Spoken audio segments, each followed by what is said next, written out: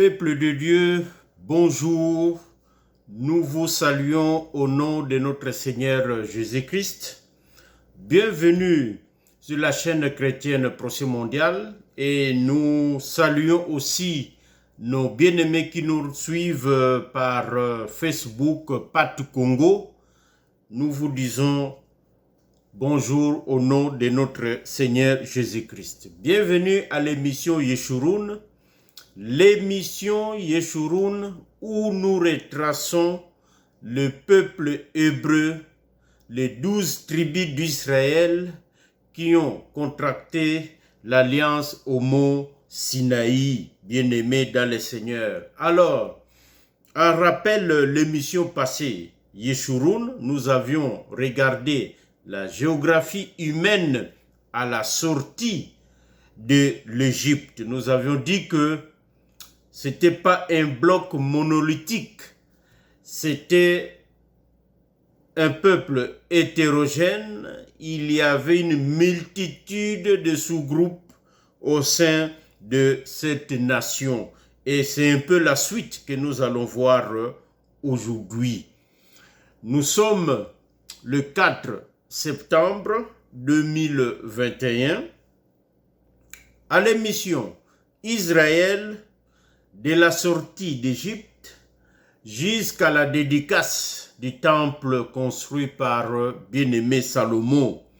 Donc c'est un vaste programme, une section riche en rebondissements. Donc nous couvrons de l'Exode jusqu'au, disons, au premier livre des rois. De l'Exode jusqu'au premier livre de rois. C'est cette partie que nous allons entamer aujourd'hui. On ne pourra pas tout couvrir aujourd'hui, bien-aimés. Mais avant de regarder ça ensemble, remettons cette émission entre les mains du Seigneur. Prions. Éternel, Dieu Tout-Puissant, Dieu de gloire, toi qui règnes au siècle des siècles, toi qui n'as ni commencement et ni fin, toi qui règnes dans les lieux élevés et qui domines tout. Rien ne peut se passer sans que toi, tu jettes ton œil là-dessus, Seigneur. Ô Éternel des armées, nous te confions cette émission entre tes saintes mains, Seigneur. Que ta sagesse puisse nous guider. Que ta parole puisse nous diriger. Que ta parole seule soit notre boussole, notre GPS, notre témoin fidèle, ô Éternel des armées. Que le serviteur s'efface et que toi tu prennes la gloire, Seigneur. Nous te demandons protection, Papa. Nous te demandons sécurité, Seigneur, ainsi que pour nos familles. Bénis nos bien-aimés qui écoutent, qui suivent ces émissions sur cette chaîne. Ô Éternel des armées, tu as un peuple nombreux à travers le monde, mais minoritaire sur terre. Nous le savons, Seigneur, mais un peuple nombreux. Ô Éternel des armées, chacun d'eux là où ils sont, Seigneur, que mes frères, que mes sœurs puissent être bénis, Seigneur. Qu'un plus s'ajoute dans la connaissance, dans la compréhension de ton histoire à toi avec Israël. Ô Éternel des armées, ainsi nous t'avons prié au nom de Jésus-Christ, notre Seigneur, notre Roi. Nous disons Amen. Bien-aimés dans le Seigneur, Israël, de la sortie d'Égypte jusqu'à la dédicace du temple. Mais pour ceux qui nous rejoignent, comme nous reprenons l'émission Yeshurun, nous allons quand même faire la lecture de notre texte de base et nous allons aussi faire un grand résumé de tout ce que nous avons vu. Donc, notre texte de base, c'est dans Deutéronome, chapitre 4, du verset 25 jusqu'au verset 32. Deutéronome, chapitre 4, du verset 25 au verset 32. Nous lisons au nom de notre Seigneur Jésus-Christ. Lorsque tu auras des enfants et des enfants de tes enfants, et que vous serez depuis longtemps dans le pays, si vous vous corrompez, si vous faites des images taillées, des représentations de quoi que ce soit, si, désolé bien-aimé, si vous faites ce qui est mal aux yeux de l'Éternel votre Dieu, pour l'irriter, j'en prends aujourd'hui à témoin contre vous le ciel et la terre. Vous disparaîtrez par une mort rapide du pays dont vous allez prendre possession au-delà du Jourdain. Vous n'y prolongerez pas vos jours, car vous serez entièrement détruits. L'Éternel vous dispersera parmi le peuple, et vous ne resterez qu'un petit nombre au milieu des nations où l'Éternel vous amènera. Et là, vous servirez de Dieu, ouvrage de mes hommes, du bois et de la pierre, qui ne peuvent ni voir, ni entendre, ni manger, ni sentir. C'est de là aussi que tu chercheras l'Éternel, ton Dieu, et que tu le trouveras si tu le cherches de tout ton cœur et de toute ton âme. Au sein de ta détresse, toutes ces choses t'arriveront. Alors, dans la suite des temps, tu retourneras à l'Éternel ton Dieu et tu écouteras sa voix. Car l'Éternel ton Dieu est un Dieu de miséricorde qui ne t'abandonnera point et ne te détruira point. Il n'oubliera pas l'alliance de tes pères qu'il leur a juré. Interroge les temps anciens qui t'ont précédé. Depuis le jour où Dieu créa l'homme sur la terre et d'une extrémité du ciel à l'autre, eut-il jamais si grand événement et a-t-on jamais choses semblables? Vous pouvez continuer la lecture pour avoir tous les portraits. Deutéronome, c'est le testament de Moïse, en quelque sorte. Deutéronome, c'est les mémoires du bien-aimé Moïse. Deutéronome, c'est la rélecture de la loi. Moïse se prépare à mourir. Deutéronome, ce sont les prophéties de Moïse pour Israël, bien-aimé, les mises en garde du bien-aimé Moïse. Interroge les temps anciens, verset 32. Depuis que Dieu a créé l'homme sur la terre. Bien-aimés dans le Seigneur, nous sommes retournés depuis la création, depuis la chute, au fait, du bien-aimé Adam,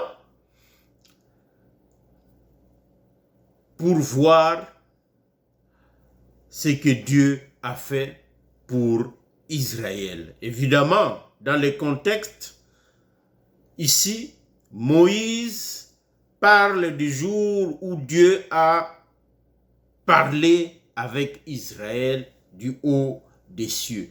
Dieu a traité alliance avec Israël. Aucun peuple n'a vu ce genre d'événement, bien-aimé.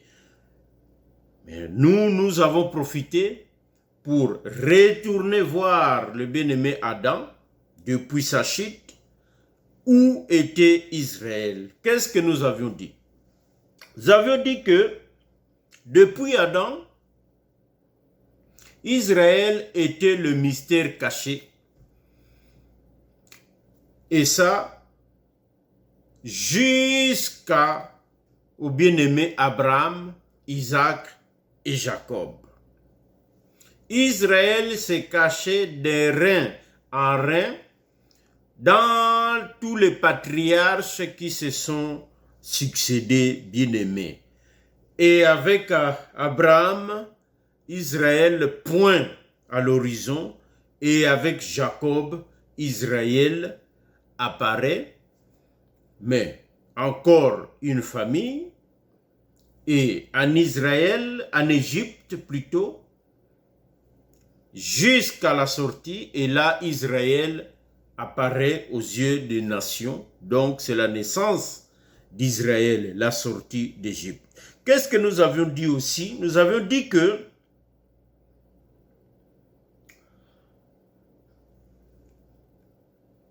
Israël, avec le bien-aimé Abraham, c'était les sacerdoces aaroniques qui apparaissaient. Le sacerdoce aaronique est symbolisé par la colombe, c'est-à-dire le deuxième oiseau lancé par le bien-aimé Noé alors qu'il était encore dans le bateau.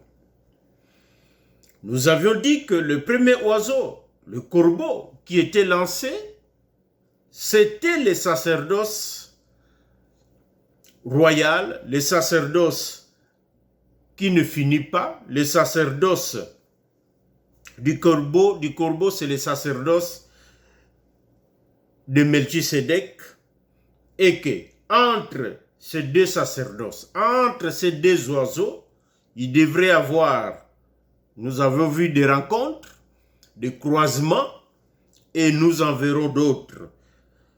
Que les deux oiseaux se sont rencontrés, soit sous forme de corbeau, colombe, ou tourterelle et colombe, bien-aimés dans le Seigneur. Allez voir nos émissions passées, vous allez comprendre c'est qui la tourterelle, bien-aimée dans le Seigneur. En matière de temps, nous avions vu que depuis la chute d'Adam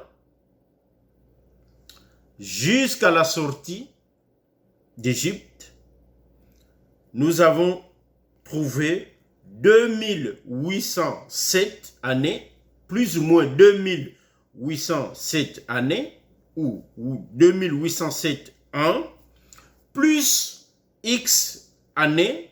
Le X ici, c'est l'éloignement de la naissance du bien-aimé Abraham. Nous avions dit que le bien-aimé Abraham ne peut pas naître, ne peut pas avoir vécu alors que Noé était encore sur terre. Et le bien-aimé Abraham n'est pas mort avant ses ancêtres Sem et Héber. Par exemple, nous avions donné des passages. Et donc, le X, c'est le temps qu'il faut éloigner le bien-aimé Abraham à sa naissance par rapport à Noé, bien-aimé dans le Seigneur. Nous avions aussi vu plusieurs choses. Par exemple, nous avions vu la coïncidence entre la mort du bien-aimé Adam et l'enlèvement, l'ascension du bien-aimé Enoch. Cette coïncidence parle beaucoup. Allez voir nos émissions. Nous avions aussi vu que le bien-aimé Joseph était déjà vendu en Égypte alors que son grand-père Isaac était encore en vie. Et ça, c'est des choses qu'on ne peut pas voir si on ne fait pas ce que nous avions fait. Allez voir nos émissions. Isaac était encore vivant quand le bien-aimé Joseph était vendu en Égypte. Et nous avions vu la coïncidence richissante de la mort du bien-aimé Isaac à Canaan et l'élévation du bien-aimé Joseph en Égypte. Donc, cette coïncidence parle beaucoup. Nous avions développé ça, allez voir nos émissions passées. Bref, finalement, Nous avions aussi vu la fois passée la géographie humaine à la sortie. Israël n'était pas une nation homogène, non. Israël était une nation hétérogène, une nation en réalité à construire sur le plan politique. Et nous allons voir que cela n'arrivera pas.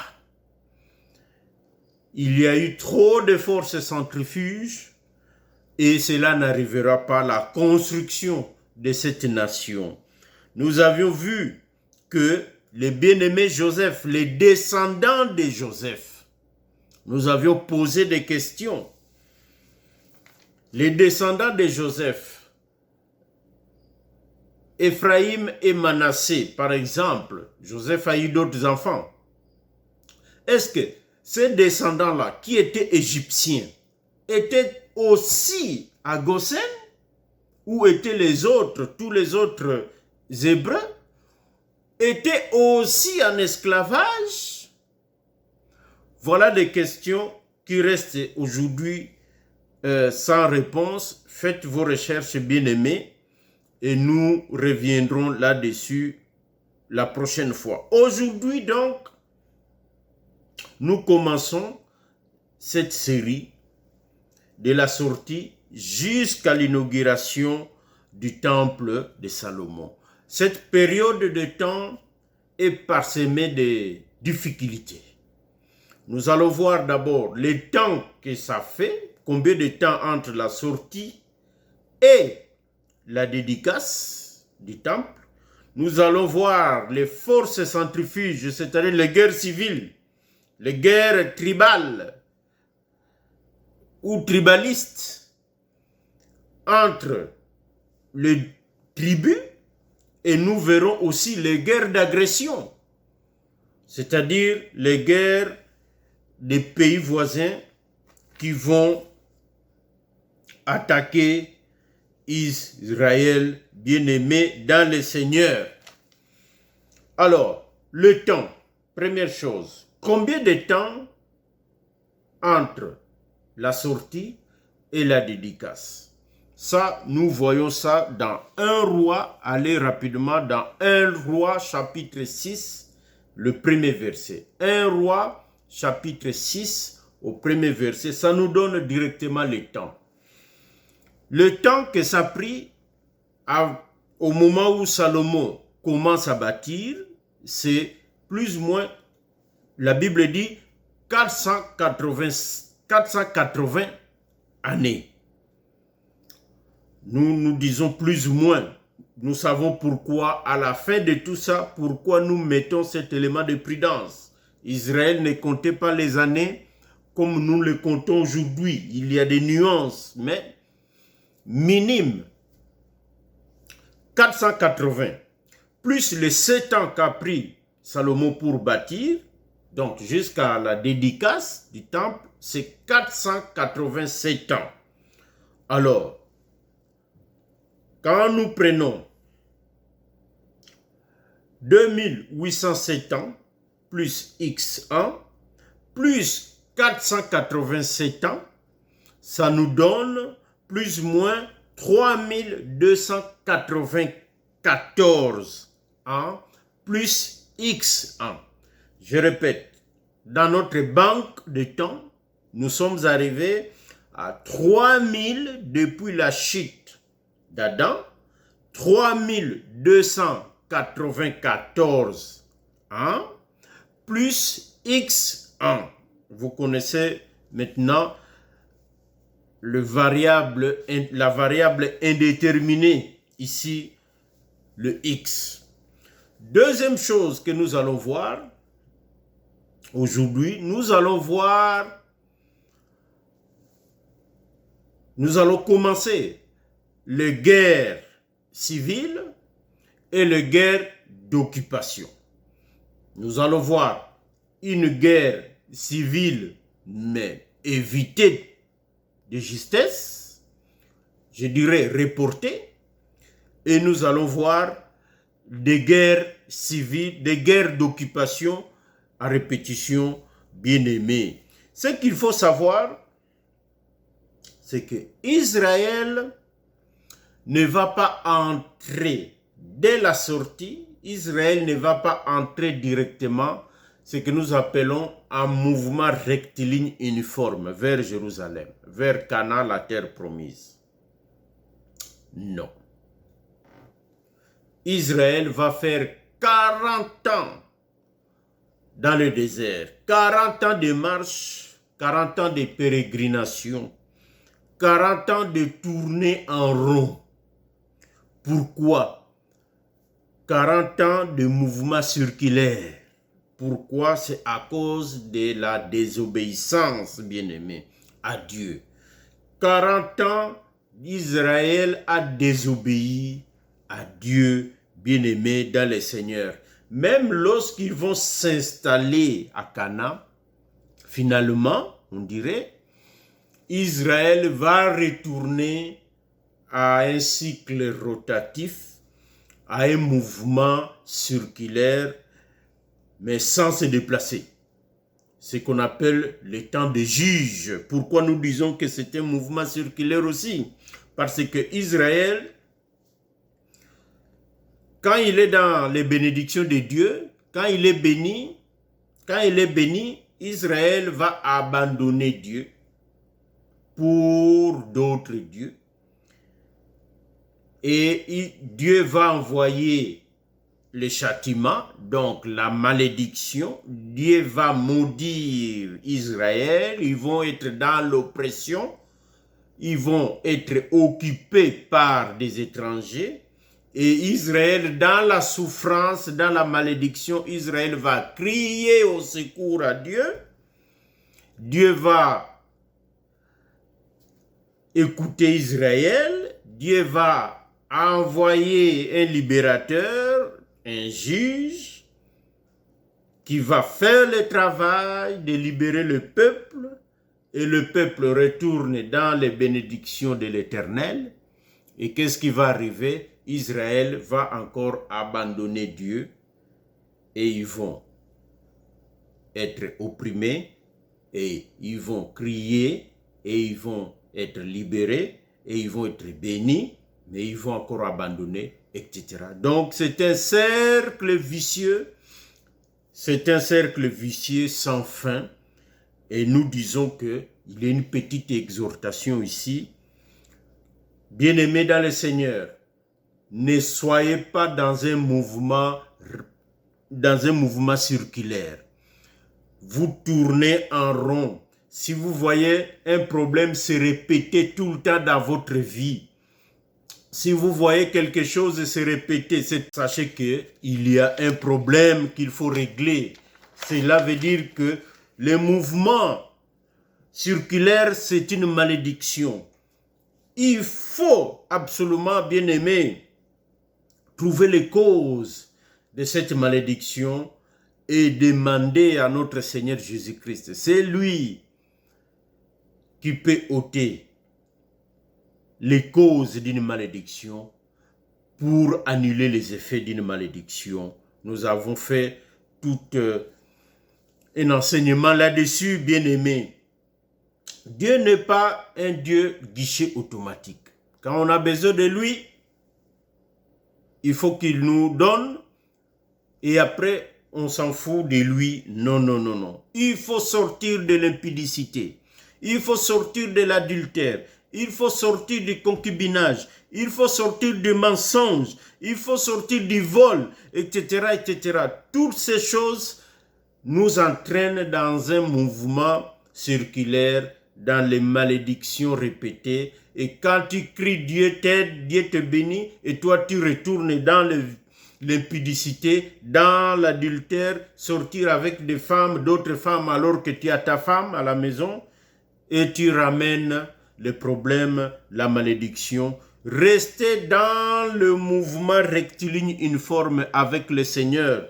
Là, vous serez tout le temps, constamment bénis dans le Seigneur. Bien-aimés dans le Seigneur, Israël va passer 40 ans dans le désert. La génération qui a vu les exploits de Dieu va disparaître. sauf Moïse, Josué et Caleb. Moïse, lui aussi, va mourir plus tard. Qu'est-ce qui va se passer?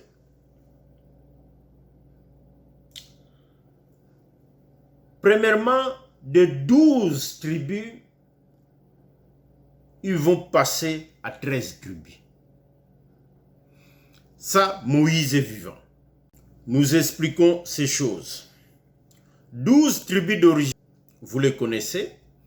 Mais des 12, il faut enlever Lévi, qui va être consacré à Dieu, et Joseph, qui lui est en Égypte. Donc, on reste des 12, on a 10.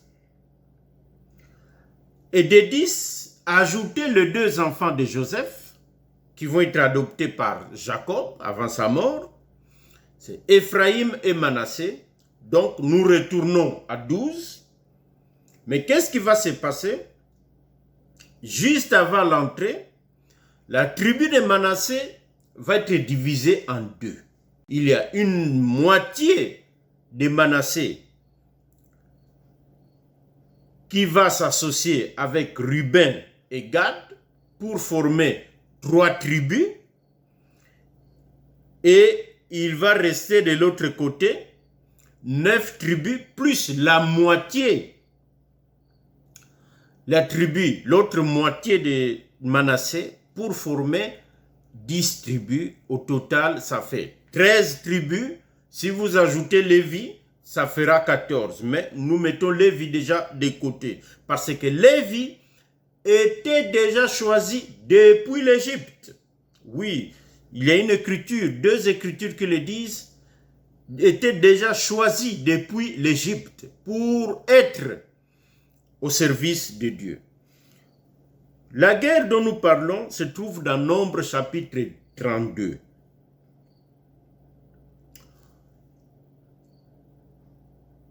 On est de l'autre côté du Jourdain, donc avant l'entrée dans Canaan.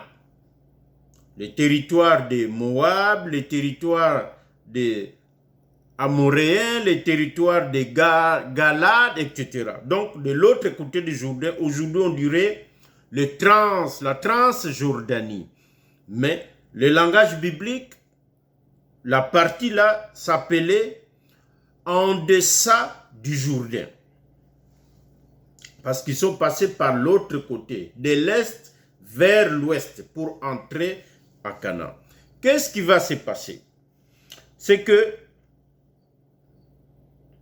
les 2 tribus, Gad et Ruben,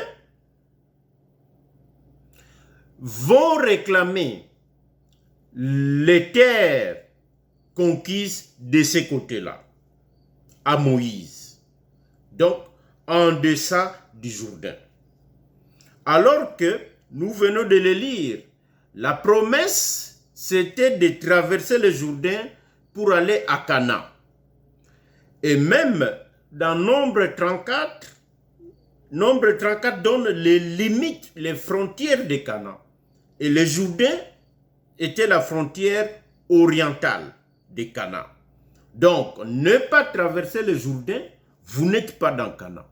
Mais les 2 tribus ici, Gad et Ruben, vont réclamer les terres. Pourquoi? Parce que eux avaient beaucoup d'animaux d'élevage.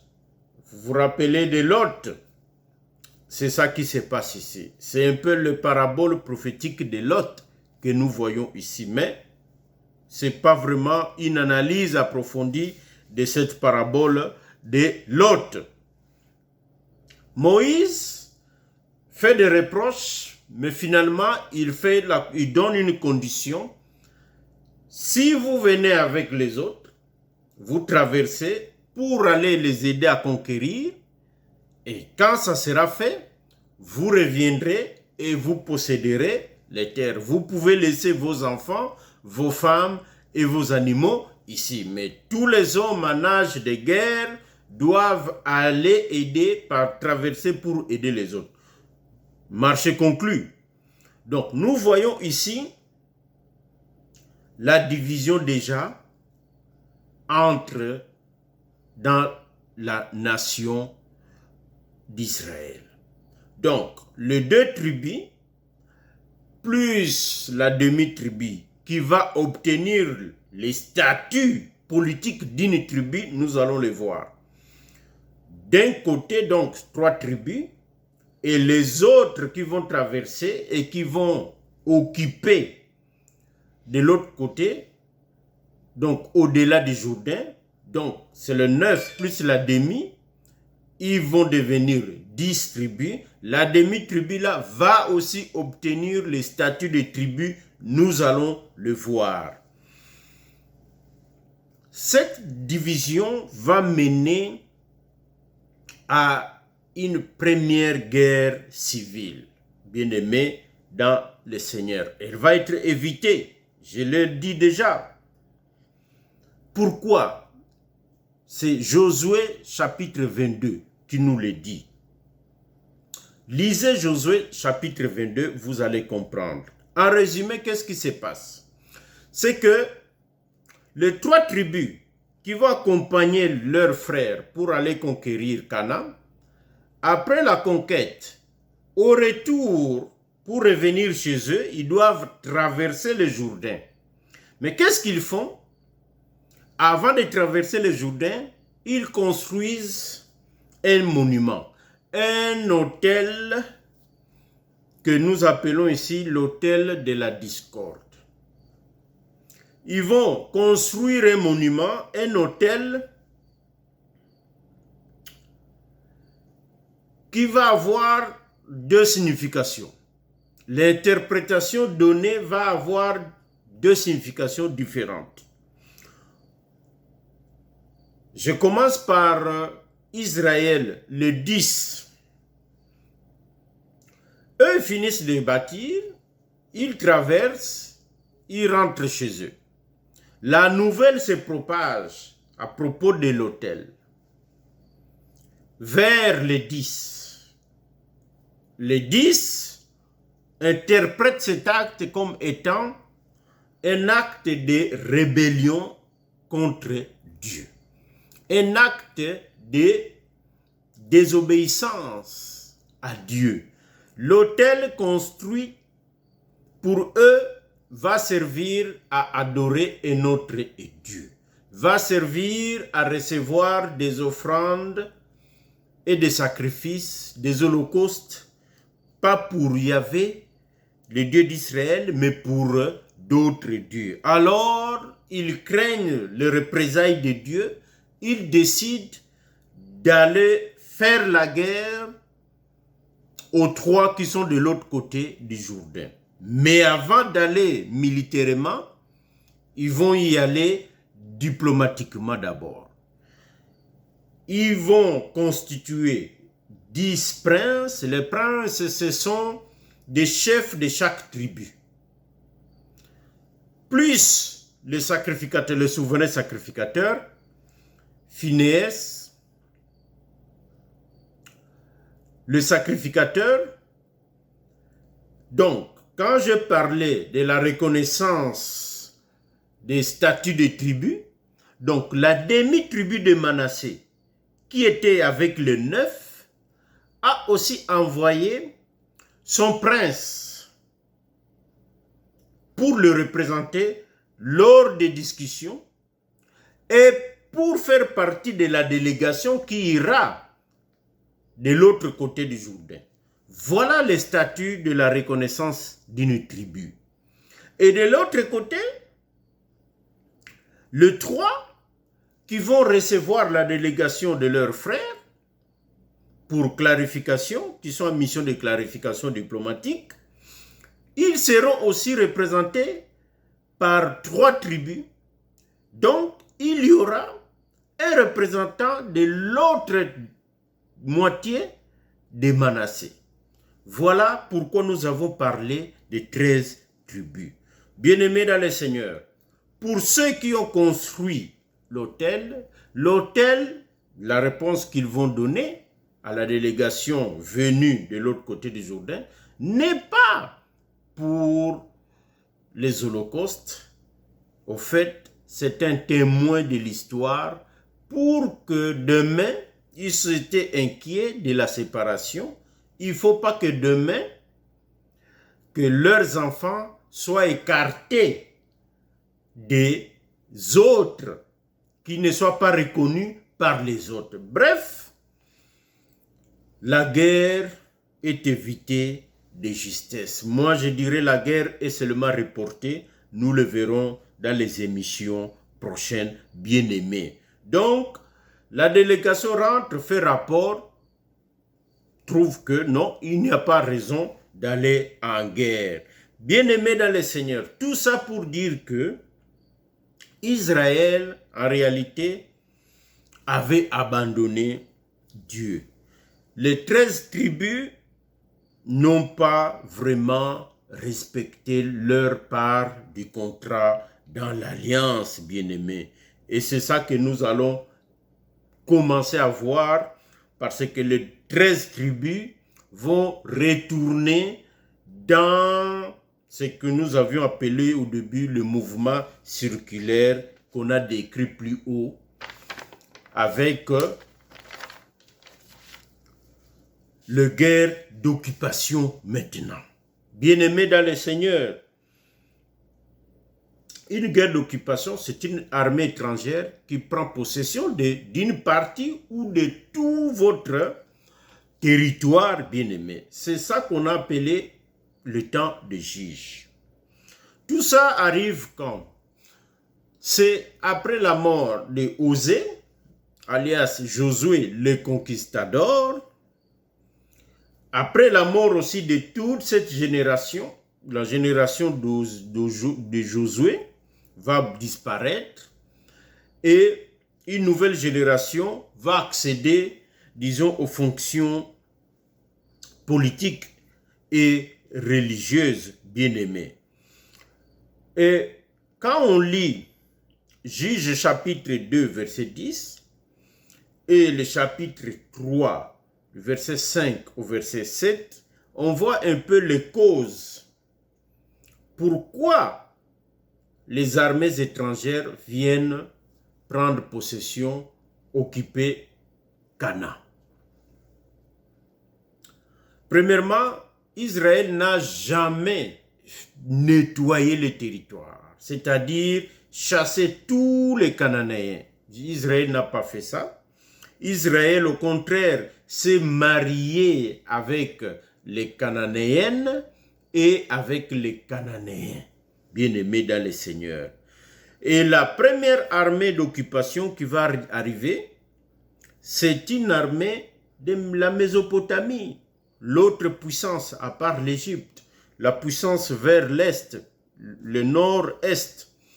La Mésopotamie va prendre Canaan et ils vont pleurer, ils vont crier à Dieu et Dieu va envoyer Othniel, le libérateur. C'est le premier juge, vous connaissez, ce sont des choses répétées plusieurs fois dans nos assemblées.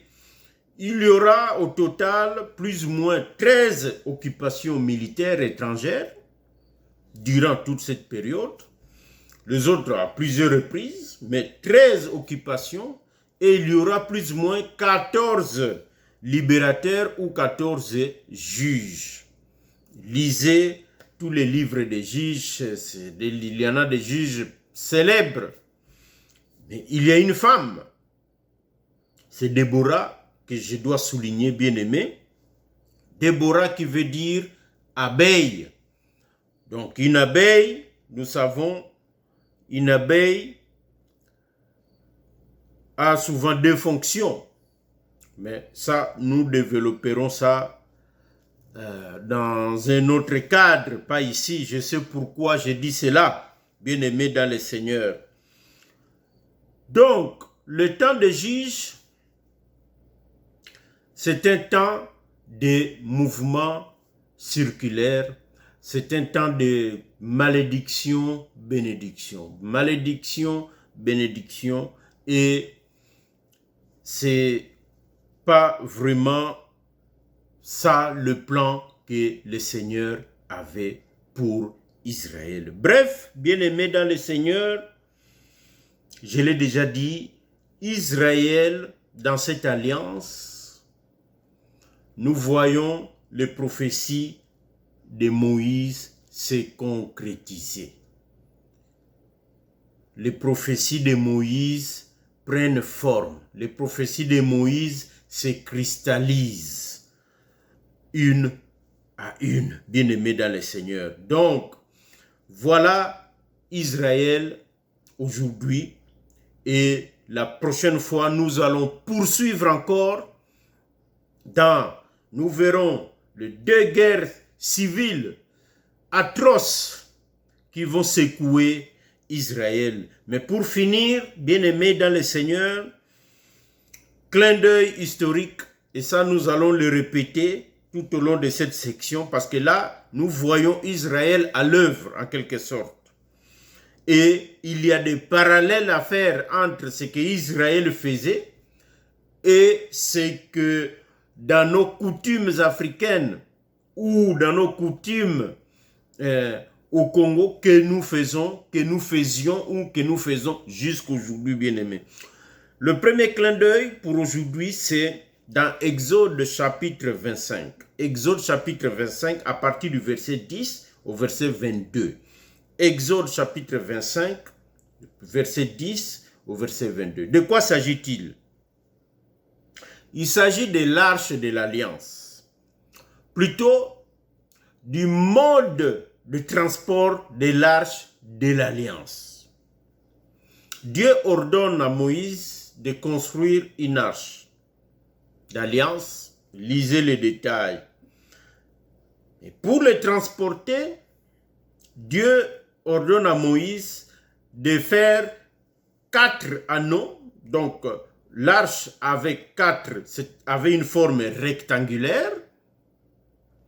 Donc, il fallait 4 anneaux, donc dans les 4 coins de l'arche, pour faire passer 2 barres. Donc, les Lévis, les sacrificateurs qui étaient chargés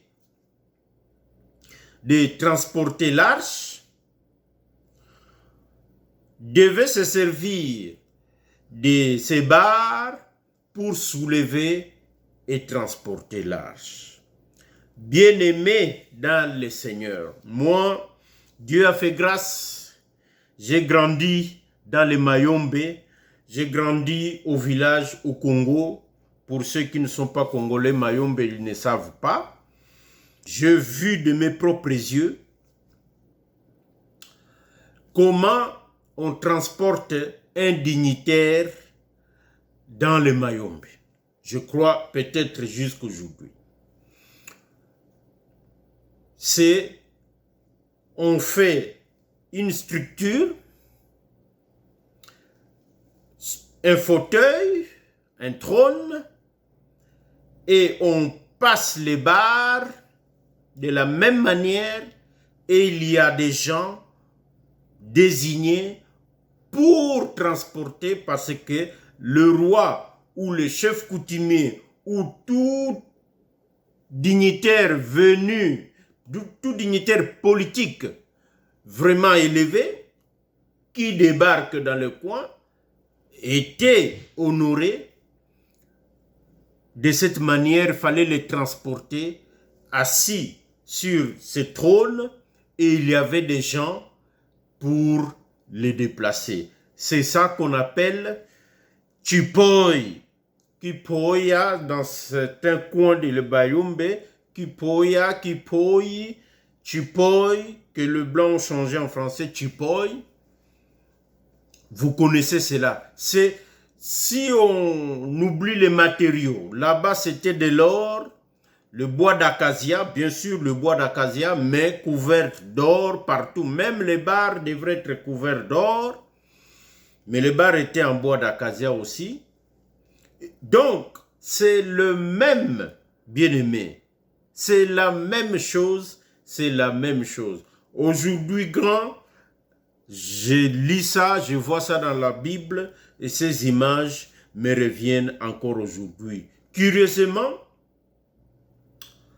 le même mot a été donné à un aéroport en Hollande un aéroport qu'on appelle Chipoy. Je ne sais pas dans quelle ville, mais je sais très bien qu'en Hollande, il y a un aéroport, c'est-à-dire un lieu qui transporte des gens, qu'on appelle Chipoy. Alors, linguistes et historiens du monde entier, faites vos recherches entre les Bayombe et les Hollandais bien-aimés.